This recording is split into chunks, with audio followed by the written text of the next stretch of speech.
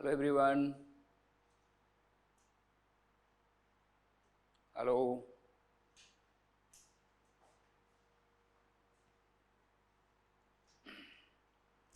How are you? Homework हो रहा सभी का अच्छे से? चलिए आगे बढ़ते हैं, कोशिश करते हैं इस टॉपिक को एंड करने की, ठीक है ना?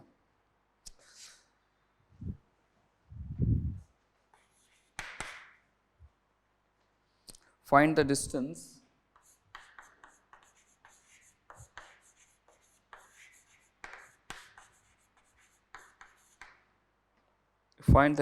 of the point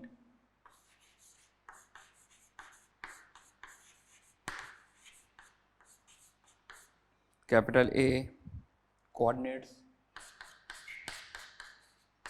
1 0 minus 3 from the plane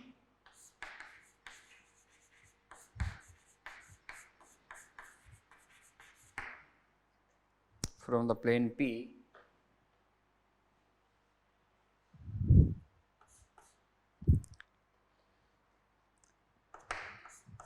x minus y minus z equals to 9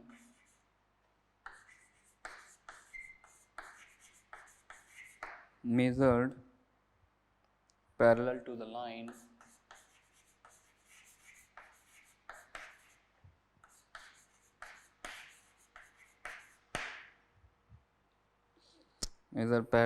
line L. Equation दे रखी x minus 2y2 equals to x minus 2y2 by plus 2y3 equals to z minus 6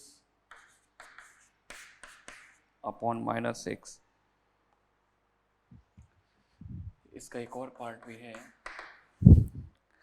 find also the distance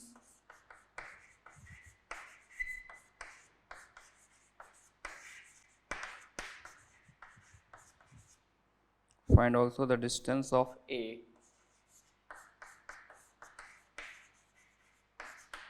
from L parallel to the plane P।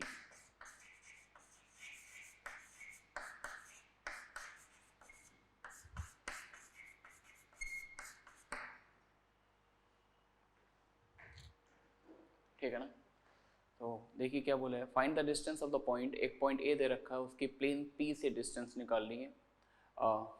अगर कुछ भी नहीं बोलेंगे, आपसे सीधा बोला जाए कि इस पॉइंट की प्लेन से डिस्टेंस बताइए, तो distance means length of perpendicular, point से प्लेन पर लेंथ ऑफ परपेंडिकुलर निकाल लें, है ना?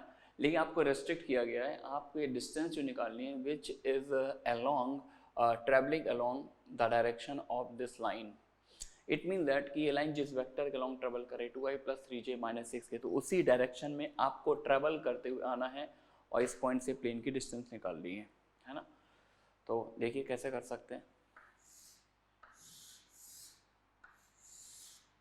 सपोज कर लीजिए ये प्लेन P है और ये पॉइंट A है।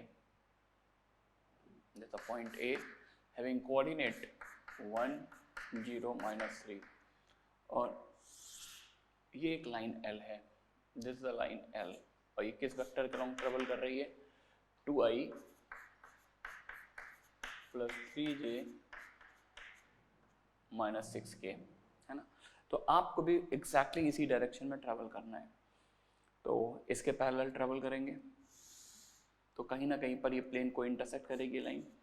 इस पॉइंट ऑफ इंटरसेक्शन को मैंने B सपोज कर लिया, मुझे B का कोऑर्डिनेट निकालना है। अगर मैंने B का कोऑर्डिनेट निकाल लिया तो डिस्टेंस फॉर्मूले से डिस्टेंस आ जाएगी। ऑब्वियस सी बात है, ये डिस्टेंस जो है वो L के पैरेलल हमने मेजर किया हुआ है। अब बात ये यार कि प्लेन और लाइन का इंटरसेक्शन निकालते कैसे? लाइन की इक्वेशन गिवन है, प्लेन की इक्वेशन गिवन है, तो उसका इंटरसेक्शन पॉइंट कैसे आएगा? तो फर्स्ट ऑफ ऑल पहले तो इस लाइन की इक्वेशन लिख लेते हैं। तो लाइन की इक्वेशन लिख ली, हमें क्या चाहिए, एक पॉइंट का कोऑर्डिनेट और लाइन के डीआरस। तो ए का कोऑर्डिनेट तो है अपने पास, लेकिन ये लाइन और ये लाइन पैरेलल है, तो जो डीआरस इसके होंगे वही हम यहाँ पर यूज कर सकते हैं, दोनों की डायरेक्शन सेम हो जाएगी, है ना? तो सबसे पहले हम एक ऐसी लाइन निकालेंगे जो ए से पास हो और गिवन लाइन के पैरेलल हो। Here फर्स्ट पार्ट की बात कर रहा हूँ। Here first we find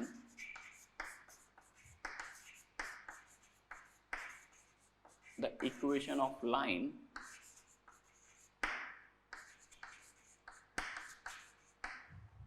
which passes through A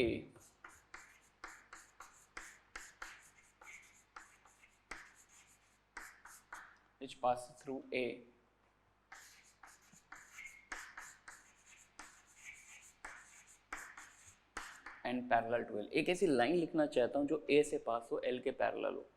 तो लाइन की इक्वेशन क्या है? x minus 1 y minus 0 z plus 3 upon D R's में लाइन के यूज कर लूंगा, लाइन L के 2 3 माइनस 6। ये लाइन की इक्वेशन आ गई है ना।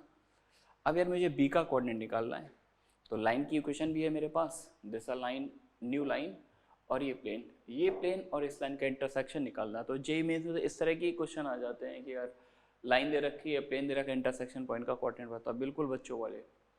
तो उसके लिए करते क्या है, लाइन पर कोई भी जनरल पॉइंट ले लीजिए।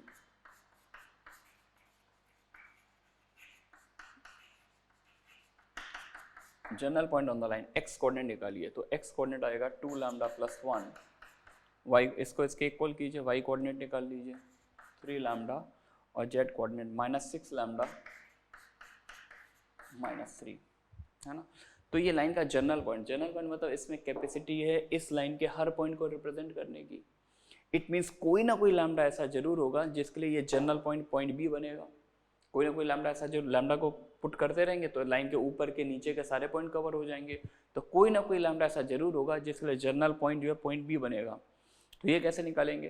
तो मैंने लेट कर लिया कि ये जो लाइन है प्लेन को जनरल पॉइंट पे इंटरसेक्ट करती है। तो जनरल पॉइंट पे इंटरसेक्ट करती है तो इसको उठा के प्लेन में सेटिस्फाई करा देंगे, तो यहाँ से वो लैम्डा मिल जाएगा जिसके लिए जनरल पॉइंट बी बनेगा। तो इसको उठा के प्लेन में सेटिस्फाई करा दीजिए, आराम से फील कीजिए इसको। जनरल पॉइंट निकाला, जनरल पॉइंट को उठा के प्लेन में डाल दिया। अब कैलकुलेशन वाला पार्ट है, तो माइनस 3 लैम्डा माइनस प्लस हो जाएगा, I think 6 lambda plus 3 equals to 9, है ना। 6 और plus 2 8 lambda minus 3 lambda 5 lambda, 1 plus 3 4, 9 minus 4 is 5, and we get a very decent value of lambda from here. Lambda is 1, और जैसे इस lambda को उठा के हम इस जनरल पॉइंट में पुट कर देंगे तो इमीडिएटली हमको पॉइंट बी का कोऑर्डिनेट मिल जाएगा। बी का कोऑर्डिनेट, लैम्डा को 1 पुट कर दिए जनरल पॉइंट में, 3, माइनस 9। ए का कोऑर्डिनेट पता था, हमने लाइन और प्लेन का इंटरसेक्शन निकाल लिया, पॉइंट बी का कोऑर्डिनेट आ गया। Therefore, required distance is what? Required distance is AB.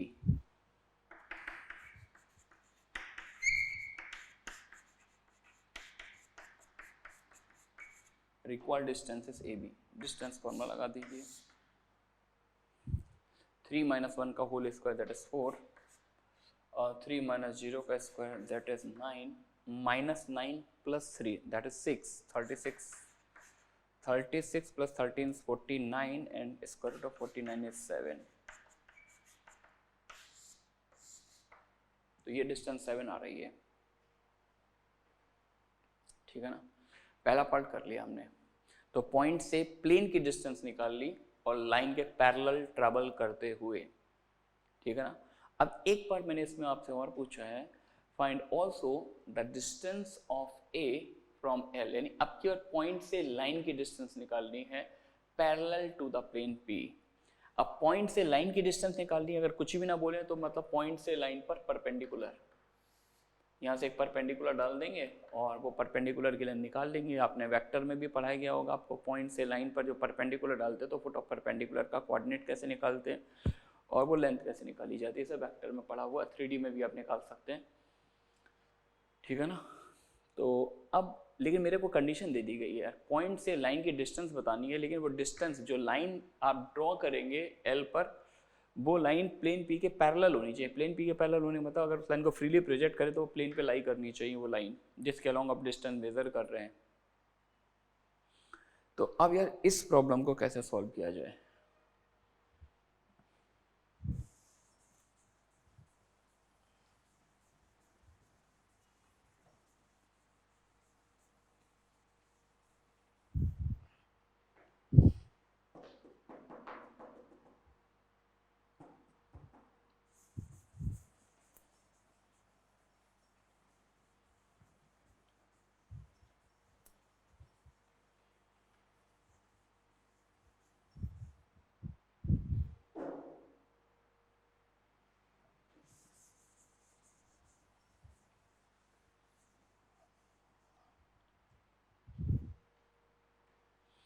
तो इसके लिए मैं क्या करूँगा, एक ऐसा नया प्लेन बनाऊंगा जो ए से पास हो, है ना।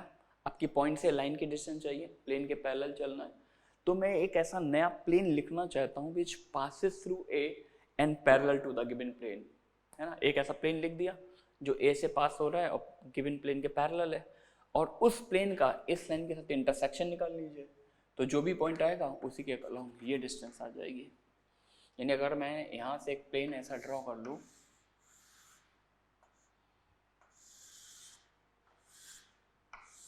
है ना, और लाइन ने इसको यहाँ पे इंटरसेक्ट कर दिया, ये पॉइंट सी आ गया सपोज दैट, है ना, तो रिक्वायर्ड डिस्टेंस क्या आ जाएगी, ए सी।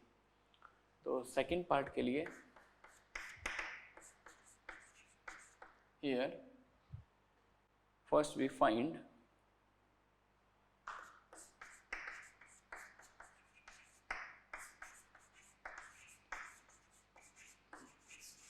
equation of a plane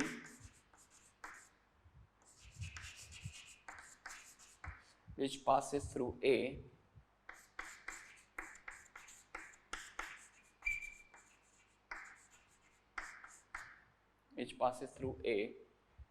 and parallel to given plane.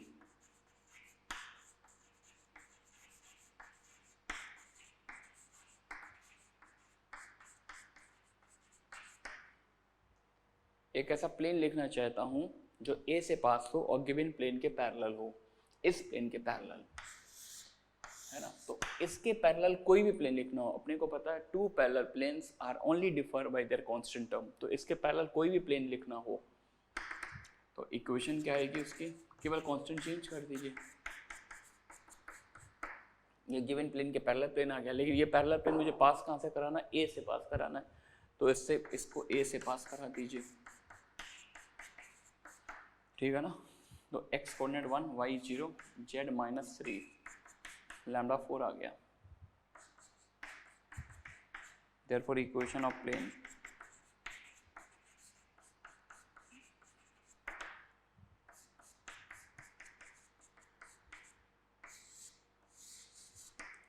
ये प्लेन आ गया, ये वाले प्लेन की इक्वेशन आ गई अपने पास, दिस वन, ये प्लेन आ गया x - y - z is equal to 4। अब इस न्यू प्लेन का लाइन L से इंटरसेक्शन ले लीजिए, तो न्यू प्लेन का लाइन L, ये प्लेन ये लेना है, और लाइन L जो क्वेश्चन में गिवन थी ये रही लाइन L, है ना, तो इसका इंटरसेक्शन पॉइंट निकालेंगे। Now we find the point of intersection of new plane with the line L, तो लाइन L पर जनरल पॉइंट,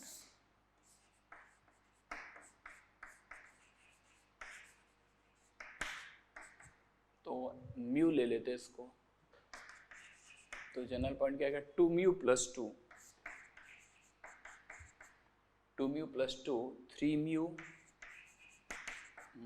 2 -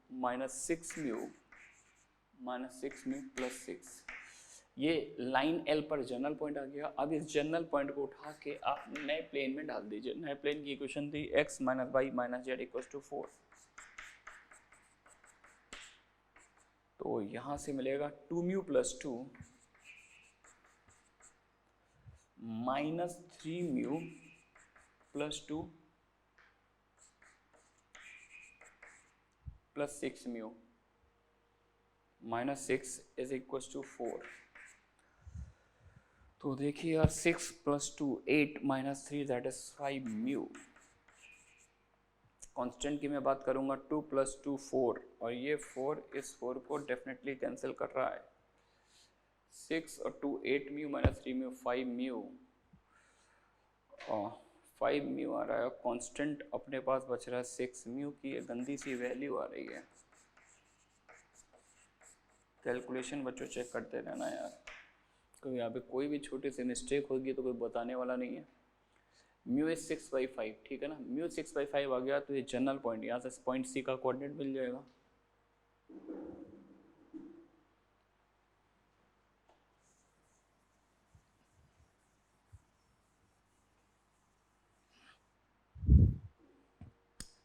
देयरफॉर सी का कोऑर्डिनेट, म्यू को पुट कर दीजिए 6/5, 6/5 पुट करेंगे तो 12/5, और 5 2 10, 22/5 आई थिंक, है ना। म्यू को पुट के 6/5, 18/5 minus 10, 18 minus 10 that is 8/5 minus 36 plus 30 minus 36 plus 30 minus 6/5, ये सी का कोऑर्डिनेट आ गया, है ना। तो रिक्वायर्ड डिस्टेंस, तो पॉइंट से लाइन की डिस्टेंस है, रिक्वायर्ड डिस्टेंस कौन सी हो जाएगी, ए सी।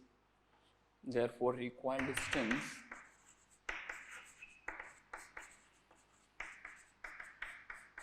ए सी। अब ए का कोऑर्डिनेट है, सी का कोऑर्डिनेट है, डिस्टेंस आराम से घर पे निकालना, ठीक है ना।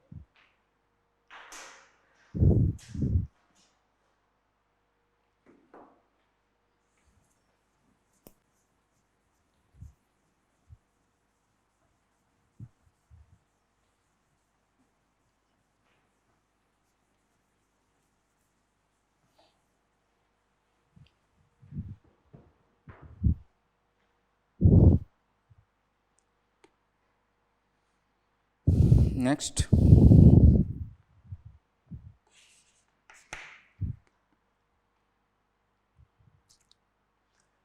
find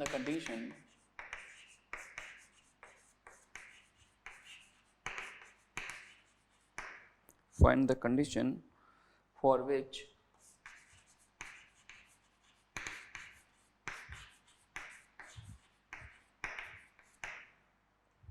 the lines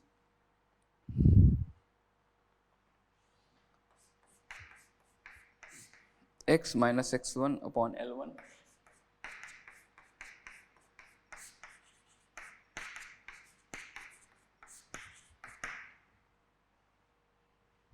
are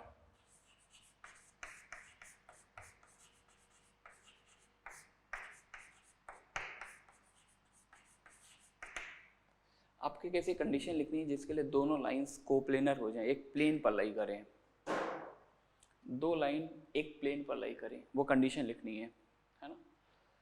sorry second line तो मैंने लिखी नहीं है यार। For with the line this and, इसी के नीचे लिख देता हूँ,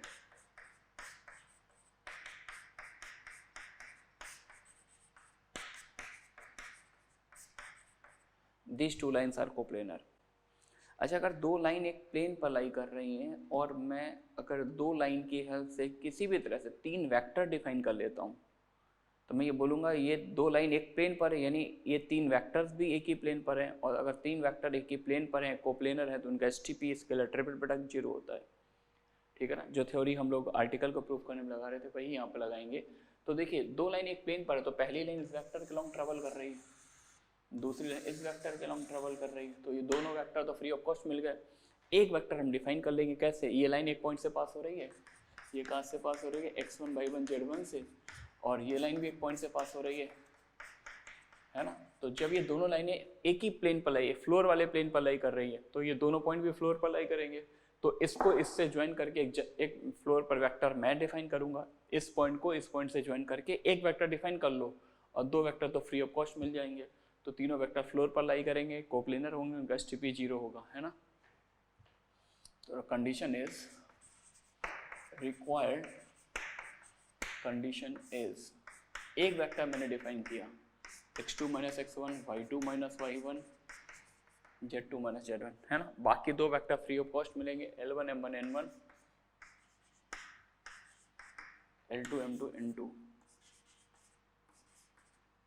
आपको प्लेनर है, इनका डिटरमिनेंट 0 कर दीजिए, ठीक है क्या।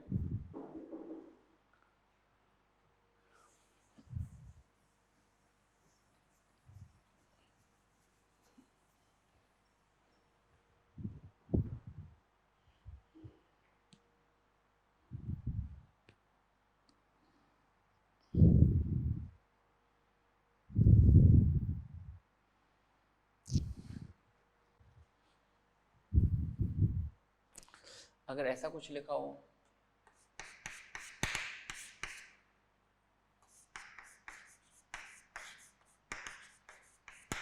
if the lines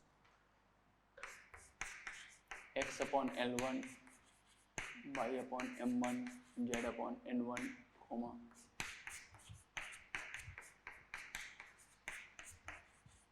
L2 m2 n2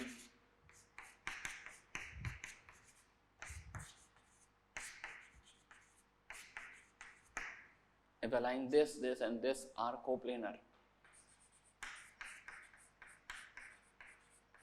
अगर ये तीनों लाइनें कोप्लेनर हैं, कोप्लेनर होने मतलब है एक ही प्लेन पर लाई करती, तीनों लाइनें एक फ्लोर वाले प्लेन पर लाई कर रही हैं, तो ये तीन लाइनें अगर फ्लोर पर लाई करती है तो ये तीन लाइन जिन वेक्टर के अलॉन्ग ट्रेवल कर रहे हैं वो भी फ्लोर पर लाई करेंगे, यानी कोप्लेनर होंगे। तो पहली लाइन इस वेक्टर के अलॉन्ग ट्रेवल करेगी, दूसरी इसके अलॉन्ग, तीसरी इसके अलॉन्ग, तीनों वेक्टर कोप्लेनर, उनका एसटीपी 0 होगा। देन इस केस में कंडीशन क्या आ जाएगी, all three vectors are coplanar,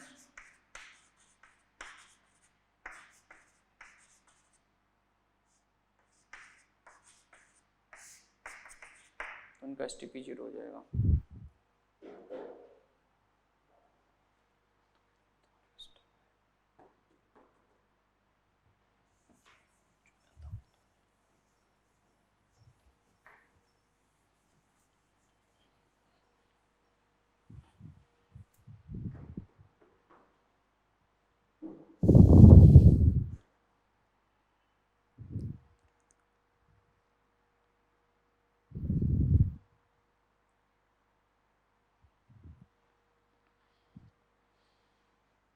Next question.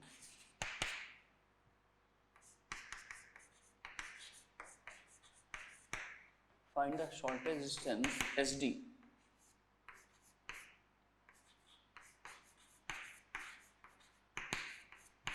between the lines. First line दे रखी है x minus 1 upon 2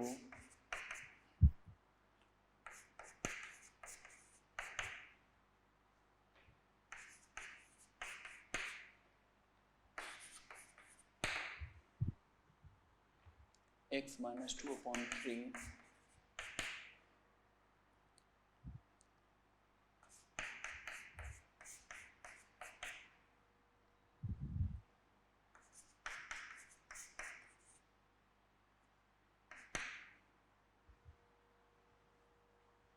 ये दे रखा है। आपको इन दो लाइंस के बीच की शॉर्टेज डिस्टेंस निकालनी है। अच्छा, शॉर्टेज डिस्टेंस तो आपने वेक्टर में पढ़ा होगा, टेट्राहाइड्रन के मास्टर प्रॉब्लम में पढ़ाया गया होगा, ठीक है ना। तो शॉर्टेज डिस्टेंस हम लोग वहाँ पर वेक्टर में निकाल लेते थे। कैसे, एक नॉर्मल वेक्टर डिफाइन करते थे जो दोनों लाइंस के परपेंडिकुलर है और दोनों लाइन पर एक एक पॉइंट गिवन है, इसको ज्वाइन करके स्पेस का वेक्टर डिफाइन करते थे और स्पेस के वेक्टर का नॉर्मल पर क्या लेते थे, प्रोजेक्शन, है ना। और भी एक और मेथड पढ़ाया गया होगा, जनरल पॉइंट को हम लोग फुट सपोज कर लेते, वहाँ से एक वेक्टर डिफाइन करते, 2 से डॉट प्रोडक्ट 0 लेके वहाँ से भी हो जाता है। तो यहाँ पर मैं एक मेथड तो पुराना बताऊंगा और एक और डिफरेंट अप्रोच बताऊंगा जो स्पेसिफिकली आप 3D में ही पढ़ेंगे, वेक्टर में नहीं पढ़ा होगा आपने। तो पहले मैं बात करता हूँ एक वो अप्रोच जो वेक्टर में आपने सीखा है। ये फर्स्ट लाइन है, ये सेकेंड लाइन है, इनके बीच की शॉर्टेज डिस्टेंस चाहिए। पहली लाइन एक पॉइंट से पास हो रही है 1 2 3, एक वेक्टर के लॉन्ग ट्रेवल कर रही है 2i + 3j + 4k।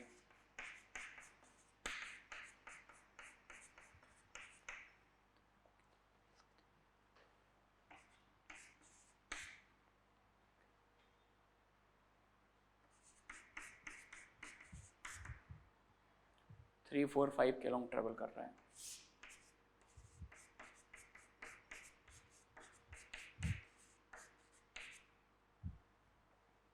ठीक है ना, पहली लाइन इससे पास हो रही है, दूसरी इससे पास हो रही है, ठीक है ना। अच्छा, सबसे पहले हम शॉर्टेज डिस्टेंस निकालने क्या निकालते थे, कॉमन नॉर्मल। शॉर्टेज डिस्टेंस हमेशा ऐसी लाइन के लॉन्ग एग्जिस्ट करती है जो दोनों के परपेंडिकुलर, दोनों के नॉर्मल डायरेक्शन में है। तो अगर पहले वेक्टर के नॉर्मल को n1 बोले, पहली लाइन के लॉन्ग जो वेक्टर है उसको n1, दूसरे को n2, तो जो नॉर्मल वेक्टर आएगा जो दोनों के परपेंडिकुलर होगा that is n1 cross n2, है ना। तो n1 क्रॉस n2 निकाल लेते हैं। I j k 2 3 4 and 3 4 5। तो I के साथ क्या आएगा, 3 5 15, 15 minus 16 that is -1। J के साथ आएगा 2 5 10 -12 that is -2। K के साथ आएगा 4 2 8,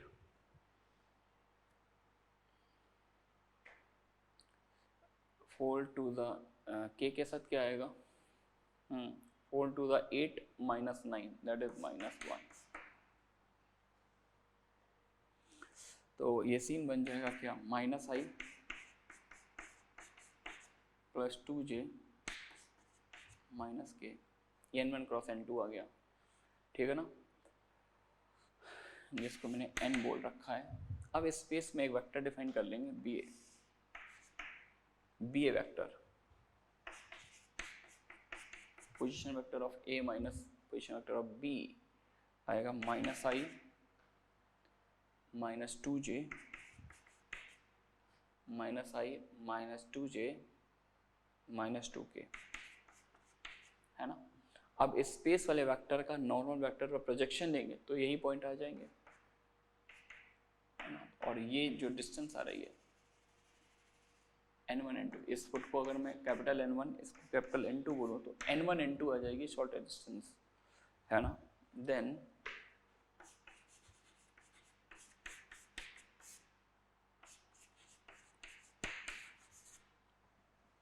projection of BA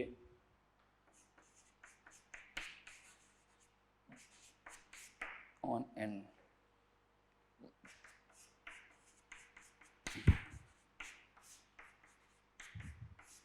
BA dot n upon n का मॉड, तो BA डॉट n ये BA है ये n है, तो -1 प्लस 1 आ जाएगा, -4 प्लस 2 अपॉन n का mod 2 to the 4 plus 5 plus 1 that is 1/√6। Revision हो गया आपका, ये पढ़ाई हुआ था आप लोगों ने। तो SD वाले क्वेश्चंस भी आते हैं 3D में भी, 2 लाइन के सिमेट्रिकल फॉर्म में इक्वेशन गिवन है, SD निकालना है, ठीक है ना। अब यार हम यहाँ पर एक और मेथड की बात करेंगे, जरा समझें आप लोग। आपको L1 L2 के बीच की शॉर्टेज डिस्टेंस निकालनी है ना। तो मैं क्या काम करूँगा, मैं एक ऐसा प्लेन लिखना चाहता हूँ जो L1 को कंटेन करता हूँ, है ना। लेकिन एक लाइन को तो कंटेन करने वाले इनफाइनाइट प्लेन हो सकते हैं, प्लेन को लाइन के अबाउट रोटेट करते रहिए, एक लाइन को इनफाइनाइट प्लेन कंटेन कर सकते हैं। तो अब मैं अपने स्टेटमेंट को थोड़ा सा मॉडिफाई करता हूँ, मैं एक ऐसा प्लेन लिखना चाहता हूँ जो L1 को कंटेन करता हो लेकिन L2 के पैरेलल हो, क्योंकि प्लेन के लिए हमें 2 डायरेक्शन चाहिए, प्लेन को फिक्स करने के लिए प्लेन में हमें 2 डायरेक्शन चाहिए। तो मेरा फाइनल वर्ड है, मैं एक ऐसा प्लेन लिखना चाहता हूँ जो L1 को कंटेन करता हो और L2 के पैरेलल हो, तो ये यूनिक प्लेन आएगा, मतलब इस लाइन को कंटेन करता हो, इस लाइन के पैरेलल जा रहा हो। तो वो प्लेन अगर मैंने लिख दिया तो SD क्या हो जाएगी, अब ये लाइन प्लेन के पैरेलल है तो इस लाइन के किसी भी एक पॉइंट से नए प्लेन पर लेंथ ऑफ परपेंडिकुलर, है ना। अगर मैंने ऐसा प्लेन लिख दिया जो L1 को कंटेन करता हो और L2 के पैरेलल हो, तो वो प्लेन मेरे पास आ गया। अब हमें शॉर्टेज डिस्टेंस चाहिए, तो L2 नया प्लेन लाइन L2 के पैरेलल है, तो लाइन L2 पर कोई भी एक पॉइंट ले लो और उस प्लेन पर लेंथ ऑफ परपेंडिकुलर निकाल लो, आपको सेम डिस्टेंस मिल जाएगी।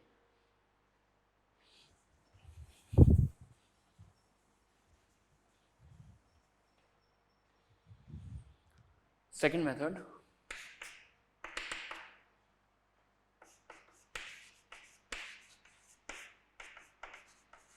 here we find the equation of plane which contains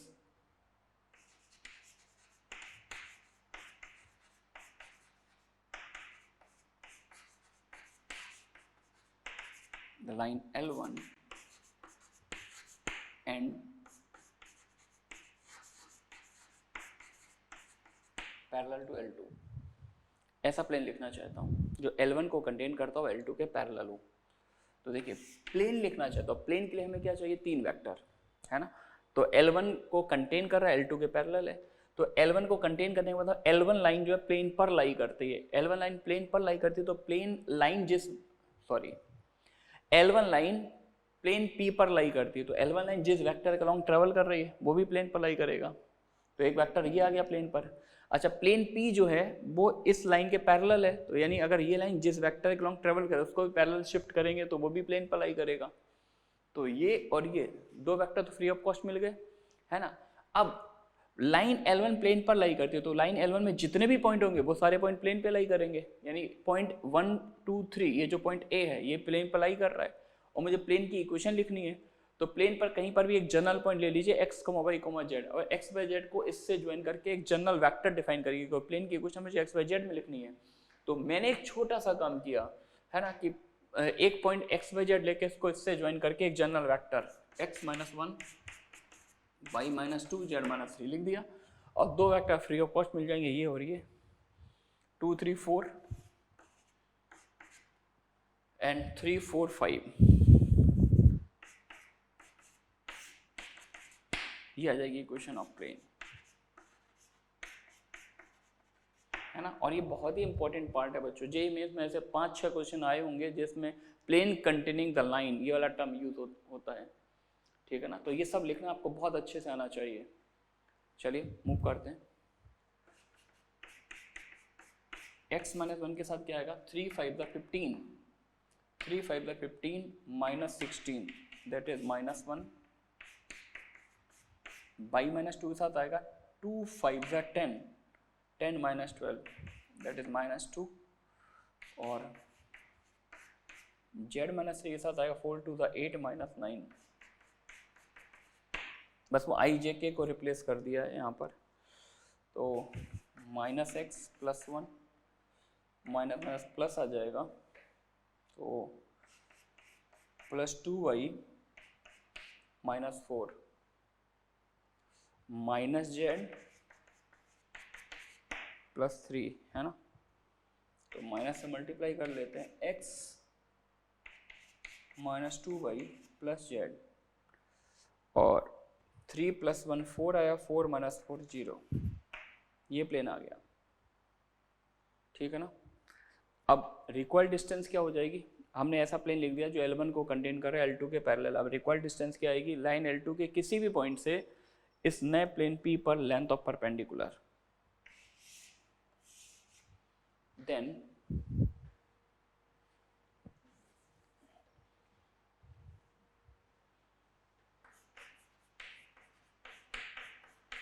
SD is equals to what, length of perpendicular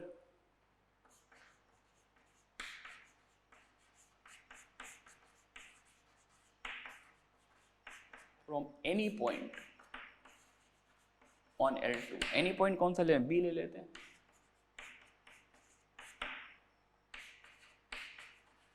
to the plane P, line L2 के किसी भी पॉइंट से प्लेन P पर length of perpendicular, यानी point B से इस plane पर length of perpendicular, ये प्लेन P है आपका, this is the plane P, है ना।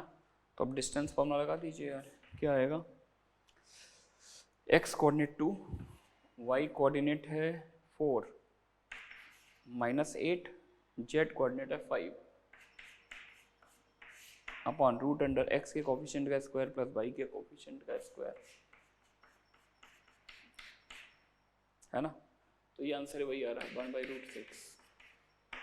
इसमें ये अप्रोच बहुत ही स्पेसिफिक है बच्चों, तो थोड़ा सा ध्यान रखना है, एलिगेंट अप्रोच है शॉर्टर डिस्टेंस निकालने की, इसका यूज भी होगा आगे क्वेश्चंस में, ठीक है ना।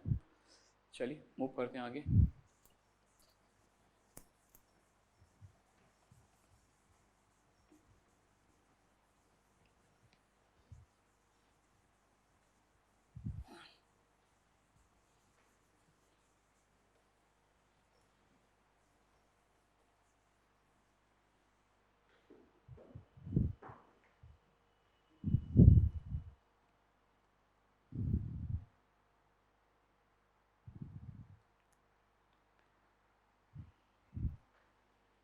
Next question. Find the parametric equation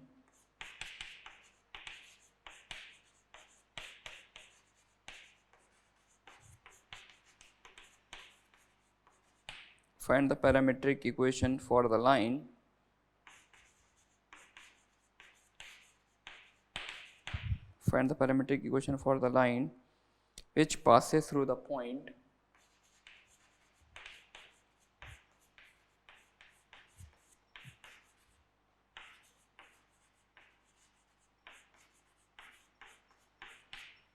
which passes through the point 0, 1, 2, which passes through the point 0, 1, 2 and is perpendicular to the line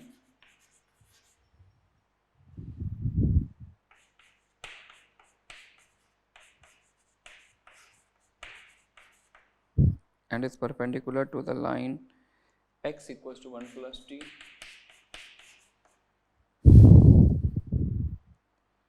y equals to 1 minus t x equals to 1 plus t y equals to 1 minus t and z equals to 2t. Z equals to 2t and also intersect this line.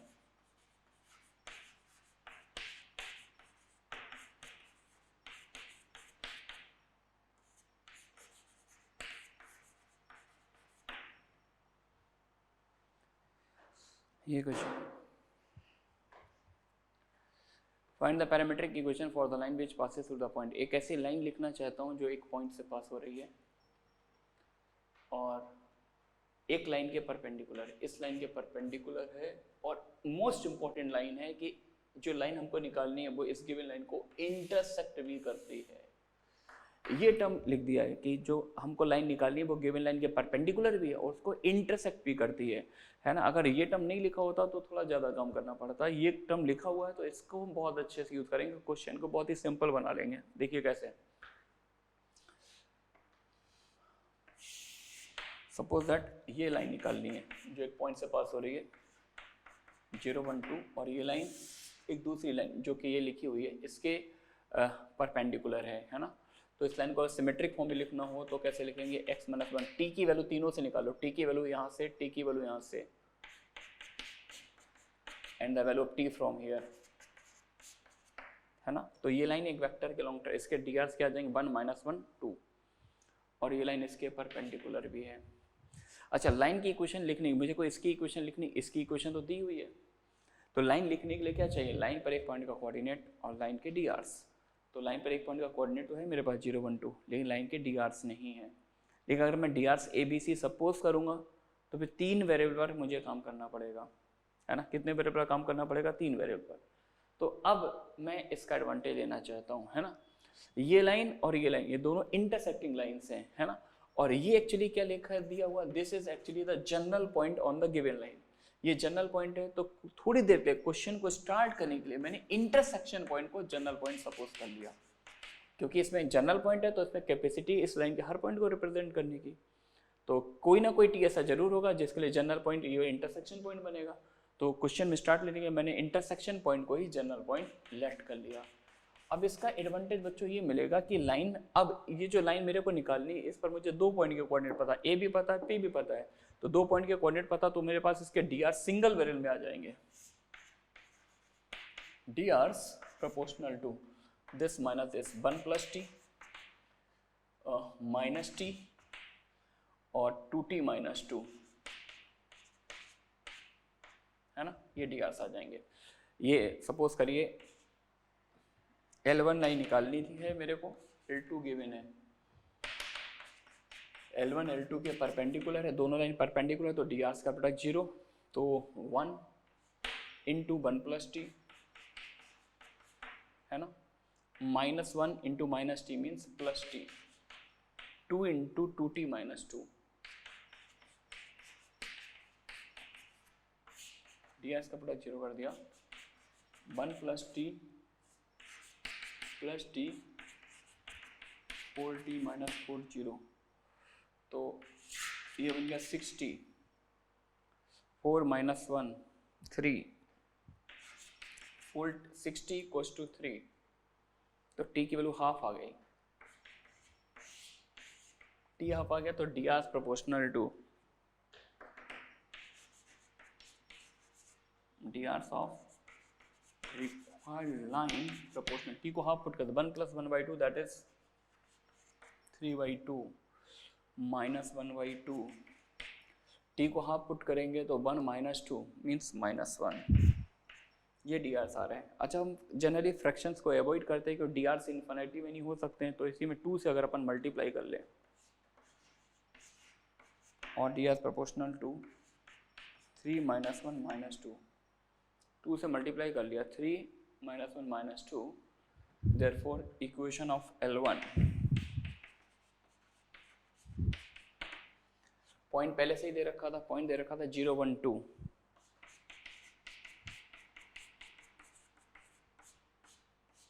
ये point था। D R हमने निकाल लिया 3 - 1 - 2,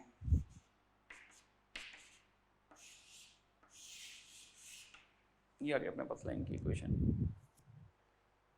ठीक है क्या?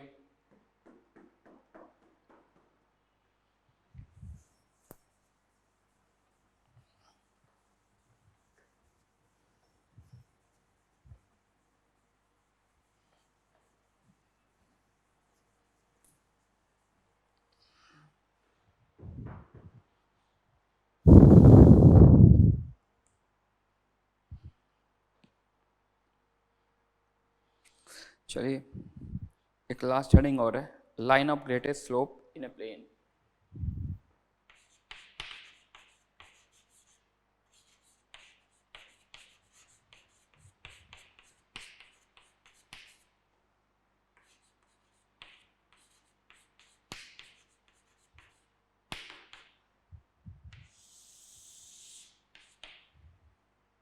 Line of greatest slope in a plane.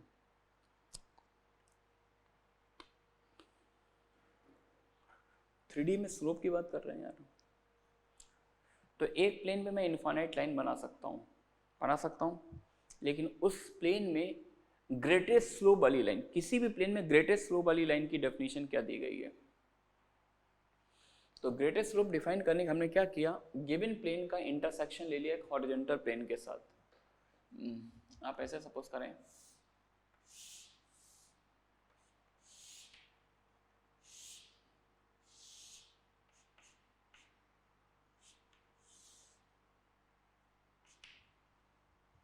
ये given plane है,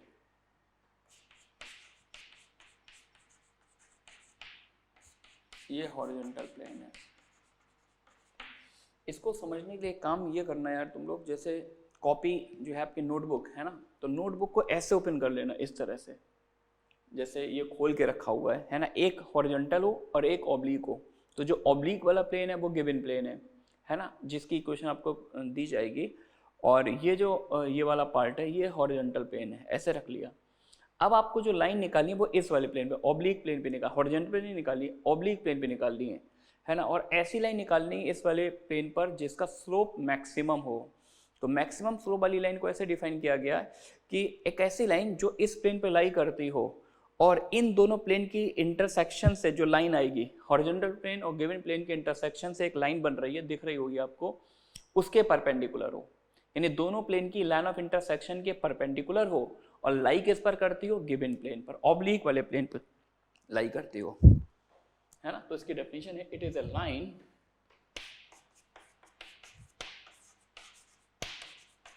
line which lies on the given plane, एक ऐसी लाइन होगी जो गिवन प्लेन ऑब्लिक प्लेन पे लाई करेगी and is perpendicular to the line of intersection, perpendicular to the line of intersection of the given plane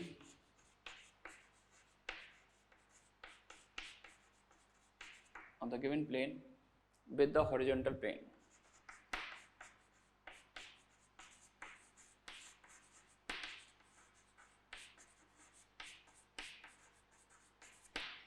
given plane के horizontal plane के intersection से जो लाइन आ रही है उस लाइन ऑफ इंटरसेक्शन के परपेंडिकुलर, यानी ये वाली लाइन, दिस वन, ये जो लाइन दिख रही है इसके परपेंडिकुलर हो, तो ये आ जाएगी आपकी लाइन ऑफ ग्रेटेस्ट स्लोप, ये इसके परपेंडिकुलर है, लाइन ऑफ ग्रेटेस्ट स्लोप, है ना। अच्छा, जब इस पर क्वेश्चन आएगा तो आपको दोनों प्लेन की इक्वेशन दी जाएगी और लाइन ऑफ ग्रेटेस्ट स्लोप पर एक पॉइंट दिया जाएगा। लाइन ऑफ ग्रेटेस्ट स्लोप की इक्वेशन लिखने के लिए हमको क्या चाहिए होगा, उसके अलॉन्ग वेक्टर, है ना। तो अगर मैं गिवन प्लेन के नॉर्मल को n1 कॉल करूं, गिवन प्लेन के नॉर्मल को n1 कॉल करूं और हॉरिजॉन्टल प्लेन के नॉर्मल को n2 कॉल करूं, गिवन प्लेन का नॉर्मल n1 है, हॉरिजॉन्टल प्लेन का नॉर्मल n2 है, तो गिवन प्लेन और हॉरिजॉन्टल प्लेन के इंटरसेक्शन से जो लाइन आएगी उसके अलॉन्ग वेक्टर क्या होगा, n1 cross n2। Given plane और हॉरिजॉन्टल प्लेन के इंटरसेक्शन से जो लाइन आ रही है उसके अलॉन्ग वेक्टर आएगा n1 क्रॉस n2, है ना। तो जो हमको लाइन ऑफ ग्रेटेस्ट स्लोप निकालनी है वो लाइन इस लाइन के परपेंडिकुलर है ना, और वो जो लाइन ऑफ ग्रेटेस्ट स्लोप है वो गिवन प्लेन पे लाई करती है। गिवन प्लेन पे लाई करने मतलब गिवन प्लेन का जो नॉर्मल होगा वो लाइन ऑफ ग्रेटेस्ट स्लोप के परपेंडिकुलर होगा, है ना। तो थोड़ा सा आराम से समझिए, टेक इट इजी। जो लाइन ऑफ ग्रेटेस्ट स्लोप है वो किस किस वेक्टर के परपेंडिकुलर है, सबसे पहले तो वो n1 के परपेंडिकुलर है। n1 के परपेंडिकुलर इसलिए है क्योंकि line of greatest slope given plane पर लाई करती है, तो गिवन प्लेन का नॉर्मल उस लाइन के लाइन ऑफ ग्रेटेस्ट स्लोप के परपेंडिकुलर होगा, सीधी बात। तो line of greatest slope n1 के परपेंडिकुलर हो गया। दूसरा, लाइन ऑफ ग्रेटेस्ट स्लोप जो होगी वो दो प्लेन के इंटरसेक्शन से, ये जो लाइन आ रही है ये दो प्लेन, ये वाली लाइन है ना, तो इसके भी तो परपेंडिकुलर होगी। तो इसके लॉन्ग वेक्टर क्या, n1 क्रॉस n2, है ना। तो line of greatest slope n1 के भी परपेंडिकुलर है और n1 क्रॉस n2 के भी परपेंडिकुलर है, तो किसके लॉन्ग ट्रेवल करेगी, n1 cross n2। Clearly, the line of greatest slope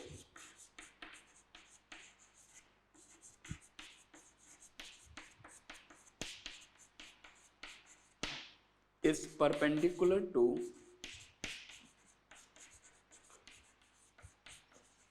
both the vectors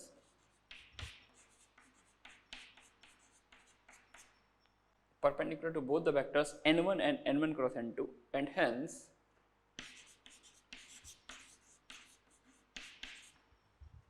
hence it is traveling along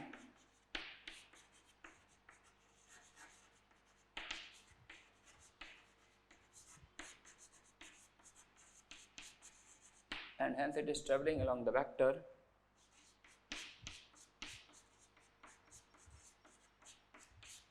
n1 cross n2, है ना, इसके लॉन्ग ट्रेवल करेगी। तो इससे हमको लाइन ऑफ ग्रेटेस्ट स्लोप के डीआर्स मिल जाएंगे, ठीक है ना। चलिए क्वेश्चन कर लेते हैं।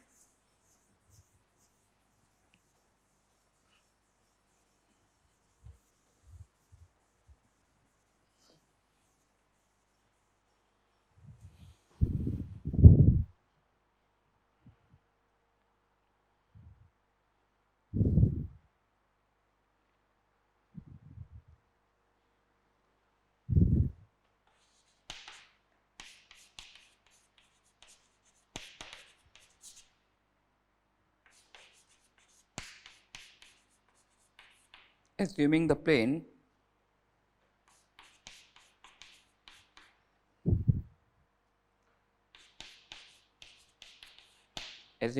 this to be horizontal,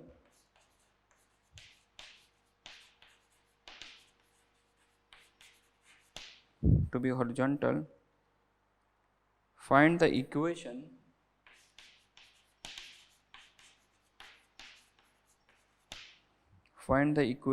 of the line, of greatest slope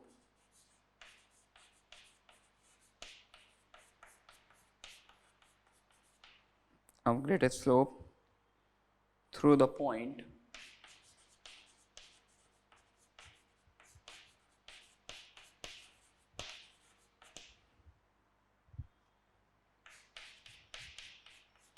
through the point 211 in the plane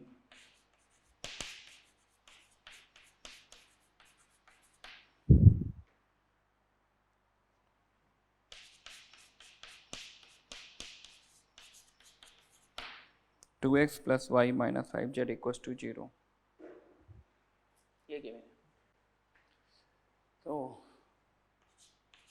horizontal plane दे रखा है और ये गिवन प्लेन है ना। तो गिवन प्लेन का नॉर्मल वेक्टर क्या आएगा, 2i + j - 5k। Horizontal plane का नॉर्मल वेक्टर n2 आएगा 4i - 3j + 7k, है ना। और लाइन ऑफ ग्रेटेस्ट स्लोप इस पॉइंट से पास हो रही है, पॉइंट तो पता है, डायरेक्शन रेशियो चाहिए। तो लाइन ऑफ ग्रेटेस्ट स्लोप किसके लॉन्ग ट्रेवल करती है, n1 क्रॉस n2। तो पहले तो n1 क्रॉस n2 निकालते हैं या डायरेक्ट ले लेते हैं। Line of greatest slope is travelling along the vector n1 cross n2 को एक लाइन लिख दीजिएगा। तो या तो 2 बार क्रॉस कर ले, उससे ज़्यादा अच्छा ट्रिपल प्रोडक्ट लगा देते हैं यार।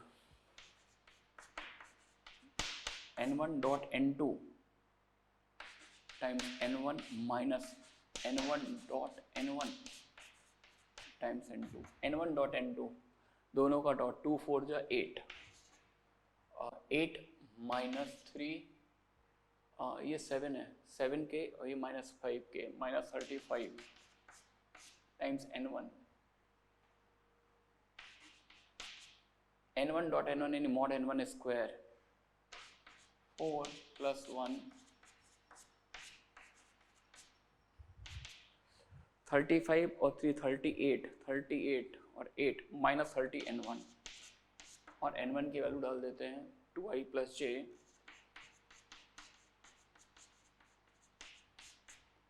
25 + 5 30 n2 means 4i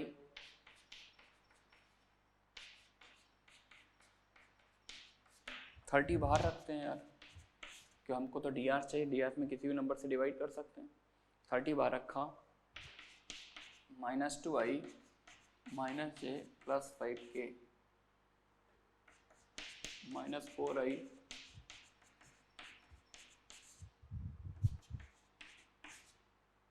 तो -6i + 2j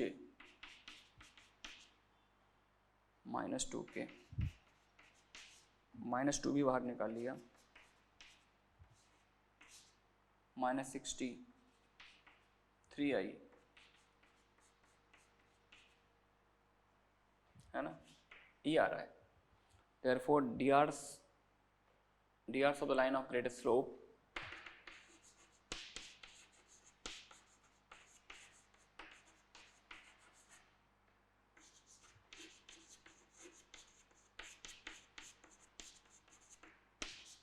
proportional to, ये drs आ गया, drs ये आ गए, पॉइंट ये दे रखा था। therefore equation of the line of greatest slope, equation point है मेरे पास 2 1 1 x - 2 y - 1 z - 1 upon drs किसके प्रोपोर्शनल है, 3 1। तो this is the equation of the line of greatest slope. ठीक है क्या? तो बच्चों आज के लेक्चर बस यहीं तक रखते हैं। अब बाकी बात कर लेते हैं डिस्कशन की। वैसे देखा जाए तो नियर अबाउट थ्योरी हमने सारी लगभग कवर कर ली है। अभी एक आध क्वेश्चन जो बचे हुए बीच में, है ना, वो कवर करवाने हैं। अभी ऐसा नहीं है कि सारे क्वेश्चन हो गए, कुछ क्वेश्चन बीच में बचे हुए हैं, तो उनको अपन नेक्स्ट लेक्चर में कवर करेंगे। थ्योरी नियर अबाउट जो थी, जो की पॉइंट्स थे, वो मैंने सारे आपको बता दिए। तो अब आप कैपेबल हैं एक्सरसाइज की, शीट की कोई भी एक्सरसाइज लगा सकते हैं, लेकिन अपन एक सिस्टम से चलते हैं। तो एक्सरसाइज 1 कंप्लीट हो गई थी, एक्सरसाइज 2 में मैंने शायद आपको 10 तक दिया था। तो नेक्स्ट लेक्चर में एक्सरसाइज 2 कंप्लीट एंड एक्सरसाइज 3 जो जेईई मेंस वाली है, क्वेश्चन 1 to क्वेश्चन 30, है ना, 1 से 30 तक करेंगे आप। ठीक है ना, बाकी बातें अपन नेक्स्ट लेक्चर में करेंगे और नेक्स्ट लेक्चर में इसको कंप्लीट कर देंगे। जो बीच में जो अच्छी प्रॉब्लम्स रह गई हैं उनको भी कवर